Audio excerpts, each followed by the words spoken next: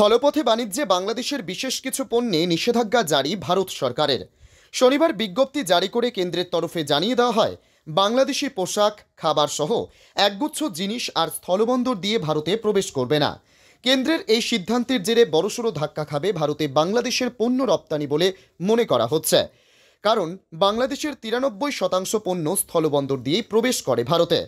যদিও সমুদ্র বন্দর দিয়ে পণ্য রপ্তানিতে কোনো বাধা নেই বলে জানা যাচ্ছে। শনিবার কেন্দ্রীয় বাণিজ্য ও শিল্প মন্ত্রকের অধীনে থাকা বৈদেশিক বাণিজ্য দফতরের তরফে বিজ্ঞপ্তি জারি করে জানানো হয়েছে, প্রক্রিয়াজাত খাদ্যদ্রব্য, তুলা, সুতির পোশাক, প্লাস্টিক এবং পিভিসি দিয়ে তৈরি জিনিস, রঞ্জকের মতো পণ্য বাংলাদেশ থেকে স্থলপথে প্রবেশ করতে পারবে না। স্পষ্টভাবে জানিয়ে দেওয়া হয়েছে, বাংলাদেশের সঙ্গে সীমান্ত ভাগ করে ভারতের যেসব অঞ্চল যেমন অসম, মিজোরাম, মেঘালয়, ত্রিপুরা এবং পশ্চিমবঙ্গের চ্যাংরাবান্ধা ও ফুলবাড়ি শুল্ক কেন্দ্র দিয়ে এইসব পণ্য প্রবেশ করতে পারবে না। তবে বাংলাদেশ থেকে আসা মাছ, এলপিজি, ভোজ্য তেলের ওপর কোনো নিষেধাজ্ঞা জারি করা হয়নি। উল্লেখ্য, তৃতীয় কোনো দেশে পণ্য রপ্তানির জন্য ট্রান্সশিপমেন্ট সুবিধা বন্ধ করেছিল ভারত সরকার।